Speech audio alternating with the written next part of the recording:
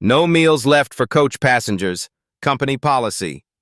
The flight attendant's manicured hand slammed the overhead bin shut. The metallic clang echoed through the cabin as she maintained deliberate eye contact with the man in 14B. Her shoulder lifted in an exaggerated shrug before she swept her arm dismissively toward the economy section. Darius Wellington adjusted his wrinkled khakis and glanced at his faded polo shirt. At 42, he'd learned to dress down for commercial flights. The three crew members, Jessica leading, Brad and Monica flanking, clustered near the galley, their whispered conversation punctuated by pointed glances in his direction. A passenger in 14C held up her phone, live streaming to 47 Instagram followers. She'd caught the entire exchange. Darius pulled out his phone, speed dialed. "Cancel the Johannesburg route meeting. I'll handle this personally." What happened next shocked the entire aviation industry. Jessica Patterson approached with the practiced smile flight attendants reserved for difficult passengers. Her voice shifted to the condescending tone typically used with elderly passengers or children. "Unfortunately, sir, we've run out of options for your section." She dragged out the word section while gesturing vaguely toward economy. "Maybe next time book earlier, sweetie."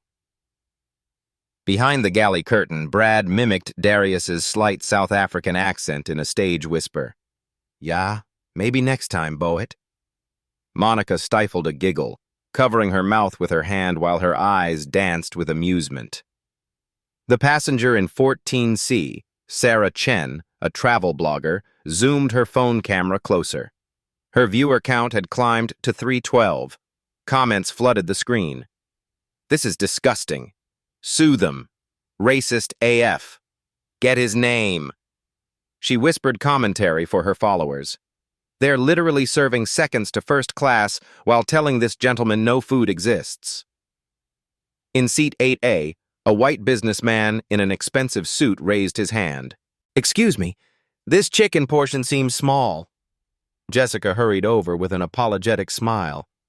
"Of course, Mr. Davidson. Let me get you another entree from first class. We always have extras for our valued customers." She returned moments later with a premium meal, complete with real silverware and cloth napkin. Darius watched the exchange quietly. His phone buzzed twice. First message: "Sir, your jet is ready for immediate departure. Shall we redirect?" Second notification: "Board meeting moved to your schedule. Confirmed."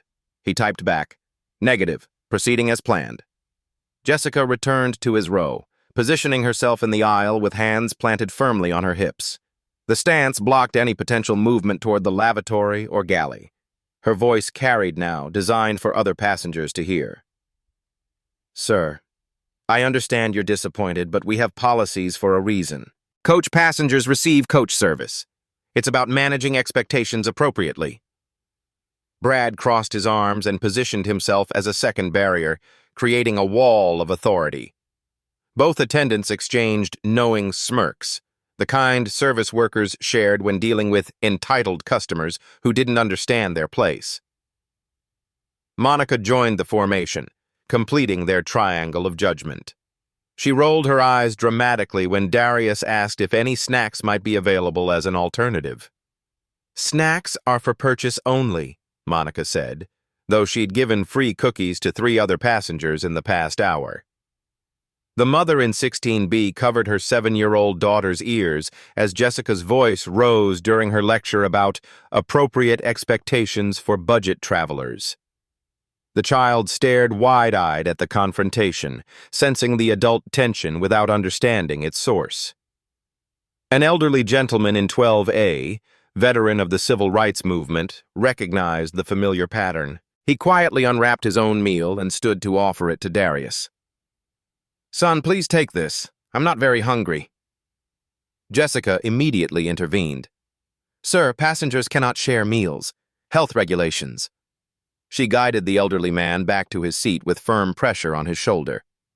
The businessman, Mr. Davidson, looked up from his second helping and frowned. Something about the man in 14B seemed familiar, but he couldn't place it. There was something in the way Darius carried himself, a quiet confidence that seemed incongruous with his humble appearance. Sarah Chen's live stream had reached 892 viewers. She adjusted her angle to capture Jessica's increasingly theatrical gestures. The flight attendant's voice had taken on the exaggerated cadence of someone performing for an audience, each word carefully enunciated to emphasize her authority. "Perhaps next time you could consider upgrading if meal service is important to you," Jessica suggested with false sweetness. "Though I understand that might be outside your budget range." Brad snorted softly. Monica examined her nails with studied indifference.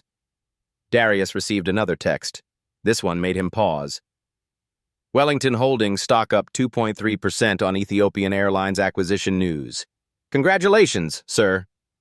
He glanced at the airline safety card in his seat pocket, printed in small text at the bottom. "Aircraft operated under Wellington Aviation Holdings subsidiary license." The irony wasn't lost on him. Jessica continued her performance, apparently energized by the growing audience of onlooking passengers. Several had begun recording on their phones after witnessing the elderly gentleman's rebuffed offer of kindness. "Company policy exists to ensure fairness for all passengers," she announced loudly enough for nearby rows to hear. "We can't make exceptions just because someone feels entitled to special treatment." The word entitled hung in the air like a challenge. A businessman in 11C muttered to his seatmate, "This is exactly why I usually fly private." His companion nodded, both men stealing glances at Darius while shaking their heads in sympathy mixed with social distance. Sarah Chen whispered to her livestream audience, "The way they're treating this passenger is absolutely unacceptable. This is 2025, people. This kind of discrimination should be extinct." Her viewer count had reached 1,247. The hashtag #HungryPassenger was beginning to trend, though still in its early stages. Jessica seemed to interpret the growing attention as validation of her authority. She puffed up slightly, like a bird displaying dominance. "Sir, if you continue to disrupt other passengers with unreasonable demands, we'll have to document this incident for future flights." She pulled out her tablet with flourish. "I'm sure you wouldn't want to be flagged in the system." The threat was clear, delivered with the confidence of someone who believed they held all the power in this situation. Darius remained calm, his hands folded in his lap. But something shifted in his posture, barely perceptible to most observers, but Sarah Chen caught it on camera. It was the subtle straightening of a man who had made a decision. He looked at his phone one more time. The Wellington Holdings stock ticker showed continued gains. The Ethiopian Airlines acquisition had been his personal project for 18 months. These people had no idea who they were humiliating. The cabin door to the flight deck opened, and head purser Sarah Martinez emerged. Her silver wings gleamed against her Navy uniform as she surveyed the scene with practiced authority. At 53, she'd handled thousands of passenger disputes across 3 decades of flying. Several passengers had pressed their call buttons during Jessica's performance. The subtle chimes created a symphony of complaint that couldn't be ignored. Sarah approached with measured steps, her expression already set in Jessica's favor before hearing any details. This was crew solidarity, an unwritten rule of commercial aviation. "Is there a problem here?" Sarah's voice carried the weight of management, designed to remind everyone who controlled this aluminum tube at 37,000 feet. Jessica immediately shifted into victim mode. "This passenger is being unreasonable about our meal service policies. He's demanding special treatment and disrupting other customers." "Our crew follows strict protocols," Sarah declared, addressing Darius directly. "We cannot make exceptions that compromise safety or fairness to other passengers." The elderly gentleman in 12A raised his hand tentatively. "Ma'am, I witnessed the entire interaction. The young man hasn't raised his voice once. He simply asked about meal options." Sarah's smile remained professional but cold. "Sir, I appreciate your concern, but crew members are trained to assess passenger behavior patterns. Sometimes disruption isn't about volume. In 16B, the mother whispered to her husband, "This is getting ugly. Should we record this too?" Her husband glanced around the cabin. Nearly a dozen phones were now pointed toward the confrontation. Half the plane already is. Sarah Chen's Instagram Live had reached 2,847 viewers. Her comment section exploded with outrage. Call the airline customer service now. This is discrimination period. What flight number? We need to blast this. Someone find this man's name. He deserves an apology. On Twitter, #HungryPassenger was gaining momentum. The original clip had been shared 847 times in 23 minutes. Aviation industry insiders began joining the conversation, sharing their own experiences with discriminatory treatment. Aviation lawyer posted, "This appears to violate DOT regulations regarding equal service provision, documenting for potential federal complaint. At flight attendant." Life responded, "Context matters. Crew safety protocols exist for good reasons. Don't judge based on edited clips." Back in the cabin, Sarah made her power play. "Sir, your behavior is concerning multiple passengers. If you cannot accept our service limitations calmly, we'll need to consider whether you're suitable for the remainder of this flight." The threat hung heavy in the recycled air. Removal from aircraft at altitude meant emergency landing, FBI involvement, lifetime flight bans. It was the nuclear option, and Sarah wielded it with confidence. Darius finally spoke, his voice barely above a whisper. "I see. And what specifically constitutes unsuitable behavior?" "Excessive demands on crew time, disruption of service flow, creating passenger anxiety." Sarah rattled off the standard justifications. "We have 200 other customers to consider." Monica stepped closer, emboldened by management support. "Plus, you keep getting messages on your phone. That's also disruptive." Brad nodded vigorously. "Yeah, like who's so important they need constant contact during flight." The question carried layers of assumption. Coach passengers shouldn't have urgent business. They shouldn't have people waiting for their decisions. They should accept their station quietly and gratefully. Sarah Chen captured every word on live stream. Her viewer count hit 3,200. The comments section moved too fast to read, but the sentiment was clear. Outrage building toward explosive levels. A passenger in 9D, corporate lawyer for a major airline, leaned forward in recognition. Something about the man's calm demeanor during escalating hostility seemed familiar. She'd seen that quality before in high-stakes negotiations. It was the stillness of someone who knew they held winning cards. Sarah Martinez pulled out her tablet and began typing. "I'm documenting this incident for our security database. Passenger in 14B demonstrating concerning behavioral patterns." "What patterns?" asked the elderly gentleman, unable to stay quiet. "Unrealistic service expectations, failure to accept crew authority, potential pre-flight intoxication assessment needed," Sarah listed while typing. The last accusation drew gasps from nearby passengers. Darius hadn't consumed anything alcoholic. The crew had refused him any food or beverage service. Jessica sensed momentum shifting in their favor. "We also noticed irregular phone usage, suggesting possible coordination with external parties." Translation: "A black man making phone calls must be suspicious." Mr. Davidson from 8A finally placed where he'd seen the passenger before. His face went pale as memory clicked into focus, but he remained silent, uncertain whether intervention would help or harm. The captain's voice crackled over the intercom. "Cabin crew, please report passenger status for approach preparation." Sarah keyed her radio. "Captain, we have a documented disruptive passenger in 14B, requesting ground security meet aircraft upon arrival." The words ground security sent a chill through the cabin. Other passengers began exchanging worried glances. Several pulled out phones to text family members about potential delays. Sarah Chen whispered to her live stream, "They're calling security on this passenger who literally just asked for food. This is insane." Her viewer count reached 4,100. The hashtag hungry passenger was now trending nationally, with aviation journalists and civil rights activists joining the conversation. At Transportation Today posted, investigating reports of discrimination incident on flight number, seeking passenger statements for breaking news coverage. At Aclu Travel shared, this live stream appears to document clear discriminatory treatment.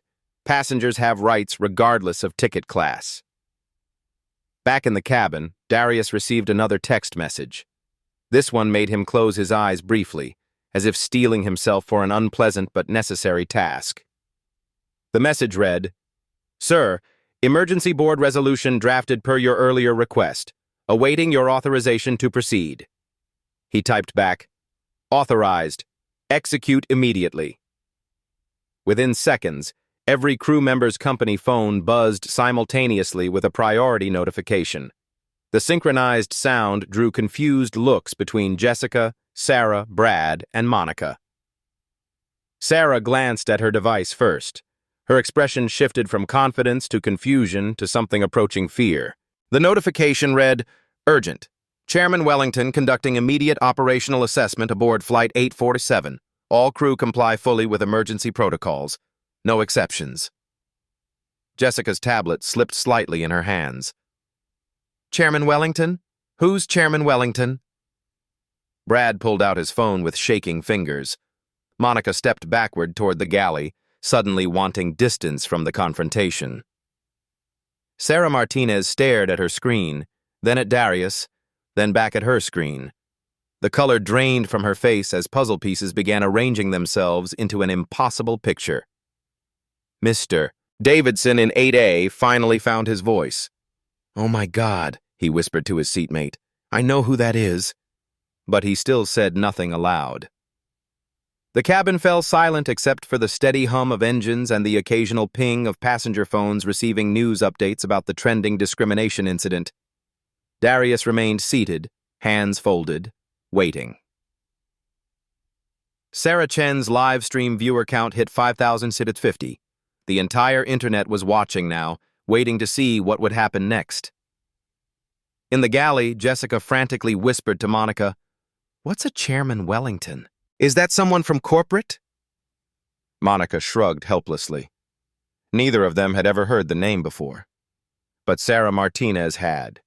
And as the pieces fell into place, she realized they had made a mistake so catastrophic it would end careers and possibly destroy lives. The man in 14B wasn't just any passenger. The man in 14B wasn't just any passenger. He was the owner. Darius Wellington slowly reached into his carry-on bag and withdrew a leather portfolio. His movements were deliberate, unhurried, the actions of a man who had all the time in the world because time itself bent to his schedule. He opened the portfolio and extracted a single document. The letterhead was embossed in gold. Wellington Aviation Holdings, Office of the Chairman. "Ms. Martinez," he said quietly, his voice carrying the authority that money and power naturally conferred. "I believe we need to discuss your crew's performance today." Sarah Martinez's tablet clattered to the floor. The sound echoed through the suddenly silent cabin like a gunshot. Jessica's face had gone from flushed with righteous authority to ashen with dawning horror. Wellington Aviation Holdings, she whispered. That's our parent company. "Among other things," Darius confirmed. He opened his phone and navigated to an app that Jessica, Brad, and Monica had never seen before, the chairman's override access portal that existed on company devices but remained hidden unless activated by biometric authorization. The screen illuminated with his thumbprint. Executive dashboard, real-time flight operations, revenue streams, personnel files. "Let's see," he murmured, scrolling through options. "Employee status check." He looked up at Jessica. "What's your employee identification number, Ms. Patterson?" Jessica's mouth opened and closed soundlessly. She looked to Sarah for help, but the head purser had backed against the bulkhead, her face a mask of professional terror. "I can find it myself," Darius continued conversationally. He typed Jessica Patterson into the search field. Her employment record populated instantly. Patterson, Jessica Marie. Employee ID, WA47291. Hire date, March 15, 2023. Status, probationary, final warning active. Supervisor notes. Previous incidents involving passenger discrimination complaints. Next review, pending. He turned the screen toward her. Interesting reading. The elderly gentleman in 12A leaned forward, finally understanding the seismic shift occurring. Young man, are you saying you own this airline? Not exactly, Darius replied. Wellington Aviation Holdings is a subsidiary management company. We operate 17 regional carriers under federal aviation licensing agreements. This particular aircraft, he glanced at the safety card, is leased through our Ethiopian Airlines partnership program. Sarah Chen's live stream had exploded to 8,300 viewers. Comments flooded faster than her phone could display them. Holy shit, he owns the airline. Plot twist of the century. These flight attendants are so fired. This is better than Netflix. Mr. Davidson finally spoke up from 8A. I knew I recognized you. You were featured in Forbes last month. The Ethiopian Airlines acquisition deal. That was you? Guilty as charged, Darius confirmed. Though I prefer to keep a low profile when I travel commercial. It helps me assess our actual service quality versus what gets reported to headquarters. He stood slowly, and somehow the act transformed the entire dynamic of the cabin. This wasn't a passenger rising from his seat. This was an executive taking control of his boardroom. Ms. Martinez, would you mind explaining to me why my meal service policies are being selectively enforced based on passenger appearance? Sarah Martinez's voice came out as a croak. Sir, we didn't know. You didn't know what? That discrimination is prohibited regardless of a passenger's identity? His tone remained calm, but each word carried the weight of authority earned through building a billion-dollar aviation empire. Are you suggesting your behavior would have been different if you'd recognized me? The question hung in the air like a judicial trap. Any answer Sarah gave would be an admission of guilt. Brad had gone completely silent, shrinking back toward the galley as if he could disappear into the aircraft's structure. Monica stared at her shoes. Her earlier confidence evaporated entirely. Darius pulled up another screen on his phone. Let me show you something interesting. The display showed real-time social media monitoring, a dashboard that tracked mentions of Wellington Aviation Holdings across all platforms. In the past 47 minutes, we've had 12,847 negative mentions across Twitter, Instagram, and TikTok. Our stock price has dropped 1.8%. That represents approximately $23.7 million in shareholder value lost due to this single incident. He scrolled to another section.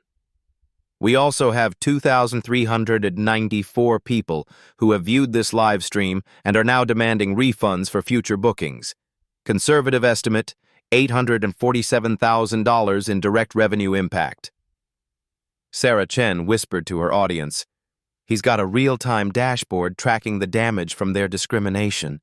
This is incredible. Jessica finally found her voice. Mr. Wellington, sir, I'm so sorry. If I had known who you were, stop. The single word cut through her apology like a blade. The problem, Ms. Patterson, isn't that you didn't know who I am. The problem is that you thought it was acceptable to treat any passenger this way. He opened his contact list and placed a call. The phone rang twice before a crisp voice answered, Wellington Holdings Executive Office. This is Darius. I need an emergency board resolution implemented immediately. Flight 847, crew performance review, federal discrimination protocols. Yes, sir. Shall I conference in legal and HR? Affirmative. Also contact our Ethiopian Airlines partners. They need to be briefed on this incident before it reaches international media. The call ended. Within 30 seconds, every crew member's phone buzzed again with a second priority notification. Urgent update. Federal discrimination review initiated. All involved personnel report to passenger relations upon landing. Legal counsel assigned. Cooperation mandatory. The notification also contained something that made Sarah Martinez's blood run cold. A direct quote from federal aviation regulations. Title 14, CFR Part 250.9. Air carriers shall not discriminate against any passenger in the provision of services based on race, national origin, or economic status. Violations subject to federal penalties up to $27,500 per incident, plus potential criminal charges. Monica whispered, $27,000? Per incident, Darius corrected gently. I count at least 4 separate discriminatory acts in the past hour. Denial of equal meal service, preferential treatment based on appearance, intimidation tactics, and false accusations of intoxication. He did quick mental math. That's $110,000 in federal fines, per crew member involved. The number hit them like physical blows. Jessica actually grabbed the seat back for support, but Darius wasn't finished. Ms. Martinez, as head purser, you're also subject to supervisory liability under federal aviation employment law. That's an additional penalty tier. He pulled up one more screen, his personal net worth portfolio, updated in real time. The number displayed was $8.4 billion. I built this company because I believe aviation should connect people regardless of their background. Every discrimination incident undermines that mission and costs both money and human dignity. The elderly gentleman in 12A began to clap slowly. Others joined in, a spontaneous ovation that rippled through the cabin. Even some first-class passengers who had been pretending not to watch were now leaning out to see what was happening. Sarah Chen's viewer count hit 12,400. The hashtag hungry passenger was now trending globally, with major news outlets starting to pick up the story. CNN tweeted, Breaking. Airline CEO experiences discrimination while flying coach on his own aircraft. Crew reportedly unaware of passenger's identity. Story developing. At BBC Breaking posted, Wellington Aviation Holdings chairman discriminated against by own employees during commercial flight. Federal investigation likely. Mr. Davidson stood up from 8A. Mr. Wellington, I'm James Davidson, corporate counsel for Delta Airlines. What I witnessed today was inexcusable. If you need independent verification for any legal proceedings, I'm happy to provide testimony. Thank you, Mr. Davidson. That's very kind. The businessman paused. Can I ask, do you always fly coach on your own planes? About once a quarter, Darius replied. It's the only way to see what actually happens versus what gets reported in executive summaries. Jessica had begun to cry quietly. The weight of her actions was settling in, not just the immediate job loss, but the federal penalties, the industry blacklisting, the permanent stain on her aviation career. Mr. Wellington, she managed through tears. is there any way to... To what, Ms. Patterson? To fix this? Darius looked at her for a long moment. When he spoke, his voice carried something new, not anger, but profound disappointment. The question isn't whether this can be fixed. The question is whether you understand why it needs to be.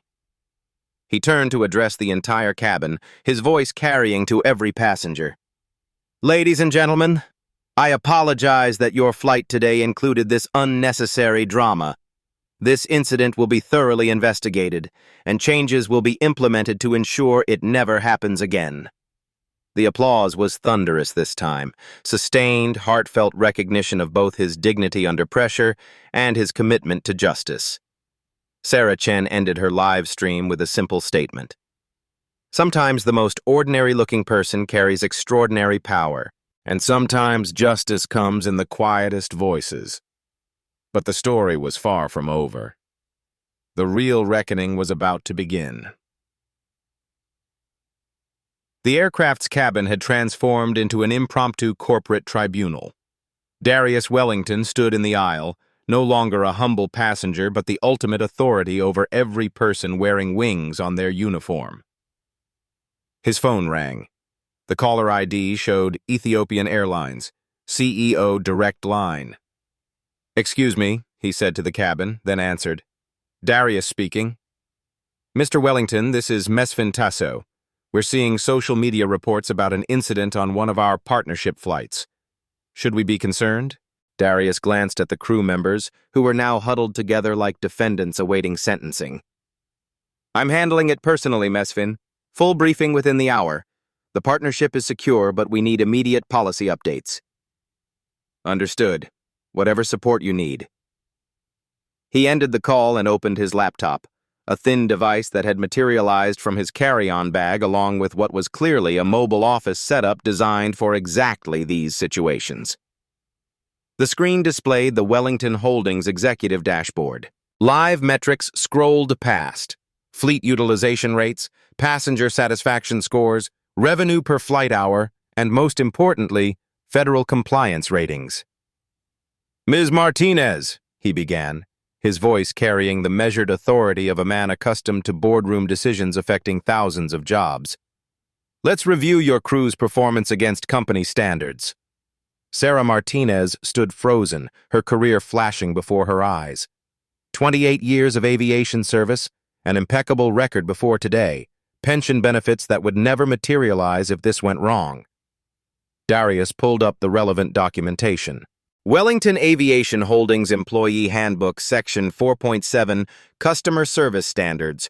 All passengers, regardless of ticket class, race, or economic status, shall receive respectful and equitable treatment. He scrolled down. Section 4.8, Discrimination Policy. Zero tolerance for differential treatment based on protected characteristics.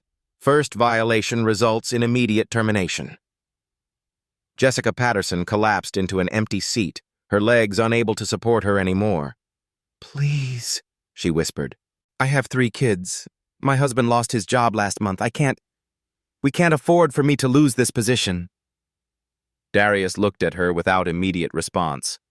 Around the cabin, passengers watched this human drama unfold, a woman's livelihood hanging in the balance of corporate justice. "Ms. Patterson, your personal circumstances are sympathetic. But explain to me how your financial stress justifies denying meal service to a paying passenger based on his appearance." She had no answer because there was no answer. Brad Wilson finally spoke up, his voice barely audible. "Sir, we thought..." He looked like... "Like what, Mr. Wilson?" The question hung in the air like a judicial challenge. Any response would be an admission of racial profiling. "Like someone who didn't belong in first class," Brad finished lamely. "Mr. Wilson, this passenger wasn't in first class. He was in seat 14B, coach section, which he paid for legitimately. Your comment suggests you believe certain passengers don't deserve equal treatment even in the section they've purchased." Darius opened another screen, the flight manifest with passenger purchase records. "This passenger's ticket was purchased 18 months ago through our corporate travel program. Full fare, no discounts. Revenue to Wellington Holdings, $1,247. He looked up at Brad. "Your annual salary is $47,000. This single ticket purchase represents 2.6% of your yearly compensation, yet you felt entitled to discriminate against the customer providing your paycheck." The mathematical precision of the humiliation was devastating. Monica Chen, no relation to the live streaming passenger, had remained silent throughout the confrontation. Now she found herself under direct scrutiny. "Ms. Chen, you participated in mocking this passenger's accent. Can you explain how that behavior aligns with our international partnership requirements?" Monica's voice came out as a whisper. "I didn't mean anything by it. Wellington Holdings operates in 47 countries. We employ staff from 6 continents. Our Ethiopian Airlines partnership specifically requires cultural sensitivity training for all crew members." He pulled up her training records. "You completed that training 6 months ago with a score of 94%. Did you forget the content or did you choose to ignore it?" The precision of his documentation was surgical. Every crew member's file, every training record, every policy violation, all cataloged and cross-referenced in real time. Sarah Chen's new live stream had reached 15,200 viewers. Major news outlets were now covering the story live at CNN. Breaking, Wellington Aviation CEO conducting real-time corporate discipline at 37,000 feet. Unprecedented executive action caught on passenger live stream.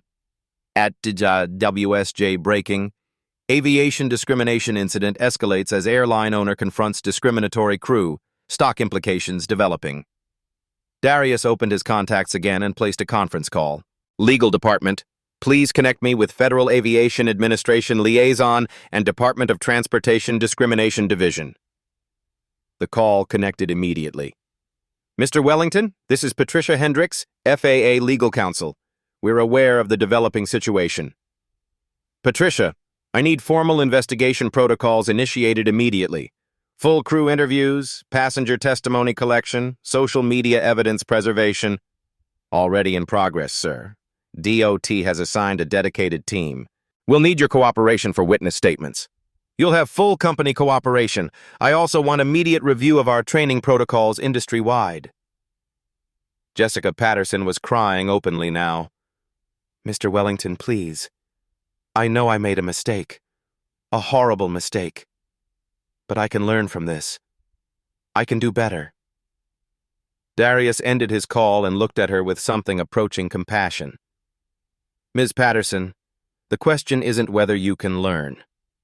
The question is why this lesson had to come at the expense of another human being's dignity. He pulled up the employment termination protocols on his screen. Federal aviation law requires immediate suspension pending investigation for discrimination incidents. Company policy mandates termination for confirmed violations. However, he continued, and the word carried enough weight to stop Jessica's sobbing, Wellington Holdings also believes in rehabilitation over pure punishment. He opened a new document, something none of them expected. Alternative resolution protocols. Ms. Patterson, you have a choice. The cabin fell silent except for the steady drone of engines. Option 1. Standard termination procedures. Loss of employment, forfeiture of benefits, industry blacklisting, federal penalties of $110,000. Jessica's face went white. Option 2. Immediate demotion to probationary status, 6 months unpaid suspension, mandatory bias training, public apology, and community service with civil rights organizations. Federal penalties reduced to $27,500 through cooperation agreement. Mr. Wilson and Ms. Chen, you face similar choices. Brad Wilson's head shot up. You mean we don't have to lose our jobs? That depends on your willingness to accept responsibility and demonstrate genuine change. Sarah Martinez, who had been expecting the harshest consequences as supervisor, was stunned when Darius addressed her separately. Ms. Martinez, as head purser, you bear additional responsibility. However, your 28-year service record shows this as an aberration, not a pattern. Supervisory retraining, formal reprimand, and oversight responsibilities for the rehabilitation program. The relief in the cabin was palpable. 3 careers saved, though forever changed. But understand this, Darius continued, his voice regaining its edge. This is your single opportunity for redemption.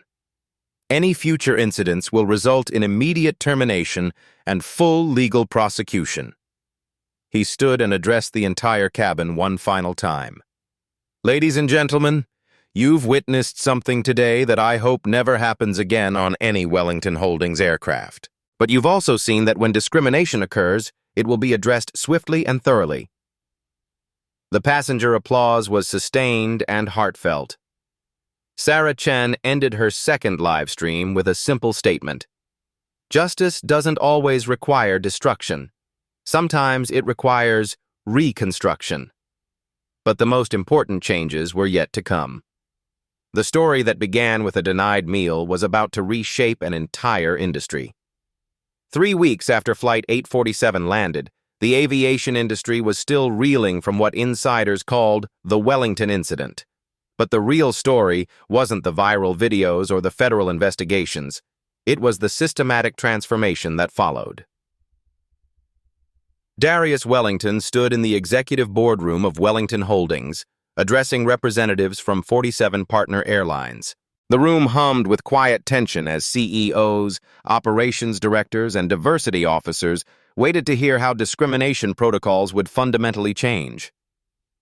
The Dignity Protocol, Darius announced, gesturing to the presentation screen, will be implemented across all Wellington Holdings operations within 60 days. The protocol was comprehensive. Every passenger interaction would be monitored through AI-powered sentiment analysis integrated into existing cabin surveillance systems. Crew members would wear discrete audio monitors that flagged discriminatory language patterns in real time. Phase 1. Prevention, he continued. All crew members receive monthly bias training with scenario-based testing. Failure to maintain certification results in immediate grounding. Patricia Hendricks from the FAA nodded approvingly from the back of the room. The federal government was watching this initiative as a potential industry standard. Phase 2. Real-time accountability. Darius clicked to the next slide. The WellCare app. The application was elegant in its simplicity. Passengers could report discriminatory treatment instantly through a QR code printed on every seat card. Reports triggered immediate supervisor notification and required resolution within 15 minutes. Anonymous feedback protects passengers from retaliation while creating accountability chains that reach executive leadership, explained Dr. Sarah Williams, the diversity consultant Wellington Holdings had hired to design the system. The app had already processed 1,247 reports during its beta testing phase. Of those, 847 were resolved through immediate crew intervention, 312 required supervisor involvement, and 88 triggered formal investigations. Phase 3, Systemic Monitoring. The final slide showed a dashboard that would have impressed Pentagon analysts. Every flight was tracked for service equality metrics, meal distribution patterns, response times to passenger requests, even crew body language as analyzed by behavioral recognition software. Ethiopian Airlines CEO Mesfin Tasso raised his hand.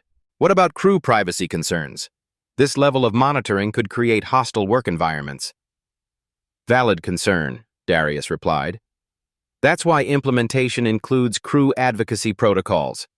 Union representatives helped design the monitoring systems to focus on behavior patterns, not individual micromanagement. The data was already proving the program's effectiveness. In the 3 weeks since implementation began, passenger complaints had dropped 73% across Wellington Holdings' fleet. More importantly, crew job satisfaction had increased as discriminatory passengers were also held accountable for inappropriate behavior toward staff. Jessica Patterson had become an unexpected advocate for the changes. Her 6-month suspension included mandatory community service with the NAACP's Travel Equality Initiative, where she helped train other aviation workers to recognize unconscious bias. I thought I wasn't racist, she told a training session of 200 flight attendants, but my actions that day proved I had internalized assumptions about who belonged in certain spaces. The training didn't just save my job. It saved me from becoming someone I didn't want to be. Her testimony, recorded with permission, became part of the mandatory training curriculum. Brad Wilson and Monica Chen had taken different paths through their rehabilitation. Brad transferred to ground crew operations, where his interactions with passengers were limited, but his mechanical skills proved valuable. Monica enrolled in cultural sensitivity certification programs and was studying Mandarin to better serve Wellington Holdings' growing Asian passenger base. Sarah Martinez had been promoted rather than demoted. Her 28 years of experience made her invaluable in implementing the new protocols. She now oversaw bias prevention training for the entire Wellington Holdings network. Experience taught me that good people can make terrible mistakes when systems fail them, she explained to a conference of aviation executives. Our job is to build systems that bring out the best in everyone. The financial impact had exceeded all projections. Wellington Holdings' stock price had recovered within a week and was now trading at all-time highs. The company's commitment to equality had attracted new corporate clients who specifically requested Wellington carriers for their business travel. More significantly, other airlines were adopting similar protocols. United Airlines announced their Respect in the Skies initiative. Delta implemented real-time discrimination reporting. American Airlines hired Wellington Holdings consulting firm to design their own bias prevention systems. The Federal Aviation Administration was considering making bias training mandatory for all U.S. aviation workers, a regulation that would affect over 750,000 employees across the industry. Williams presented the most compelling statistic to the boardroom. Industries that proactively address discrimination see average revenue increases of 12% within 2 years. We're already tracking ahead of that projection. But the real measure of success wasn't financial. It was human. Passenger satisfaction scores had reached historic highs. Crew retention rates improved as workers felt supported by clear policies and fair enforcement. The aviation industry was becoming a model for other sectors grappling with discrimination issues. 6 months ago, we had a crisis. Darius concluded his presentation. Today, we have a movement. The transformation was complete, but the story was just beginning. 6 months later, Darius Wellington sat in seat 14B on Flight 847, the same route, the same aircraft, the same humble attire. This time, however, his experience couldn't have been more different. "Welcome aboard, sir," the flight attendant said warmly. "I'm Jessica, and I'll be taking care of you today. Can I start you with something to drink?" It was Jessica Patterson.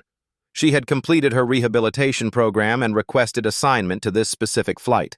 Her supervisor had approved the request after reviewing her transformation metrics: perfect bias training scores, glowing passenger feedback, and peer recognition for mentoring newer crew members. "Just water, please," Darius replied, studying her carefully. "Of course. And sir?" Jessica paused. "Thank you." She didn't elaborate, but they both understood. Sometimes the greatest gifts come disguised as the worst moments. The flight proceeded flawlessly. Every passenger received equal attention regardless of their seat assignment. The new protocols had become second nature, creating an atmosphere of genuine hospitality that passengers could feel. Sarah Chen, the travel blogger who had live-streamed the original incident, was aboard as well, documenting the follow-up story. Her initial video had been viewed 2.3 million times, but her subsequent coverage of Wellington Holdings' transformation had reached even larger audiences. Real-life stories like this prove that change is possible, she told her 47,000 followers during a brief live stream. Sometimes black stories, touching stories of discrimination, lead to the most meaningful reforms. The passenger in 12A, the same elderly civil rights veteran, recognized Darius and smiled knowingly. He had become an informal advisor to Wellington Holdings' diversity initiatives, sharing decades of experience fighting discrimination in various industries. During the flight, Darius received updates on his phone about the program's expanding impact. The Dignity Protocol had been adopted by airlines in 14 countries. The European Union was considering similar regulations for all transportation services. Life stories of transformation were being shared across social media, inspiring other industries to examine their own bias patterns. A notification popped up. Real-life stories trending. #Dignity. In the skies reaches 10 million interactions globally. The hashtag had evolved beyond aviation. Hotel chains, retail companies, and healthcare systems were implementing similar bias prevention protocols. What began as a single incident of discrimination had sparked a movement towards systematic equality across service industries. As the flight prepared for landing, Darius reflected on the journey from humiliation to transformation. The denied meal had cost him nothing but pride. The response had cost significant time and resources. But the outcome had created value that couldn't be measured in dollars, human dignity restored and protected for millions of future travelers. The aircraft touched down smoothly. As passengers deplaned, many thanked the crew personally, a small gesture that reflected the cultural shift the new protocols had created. Jessica Patterson was the last crew member Darius encountered as he left the aircraft.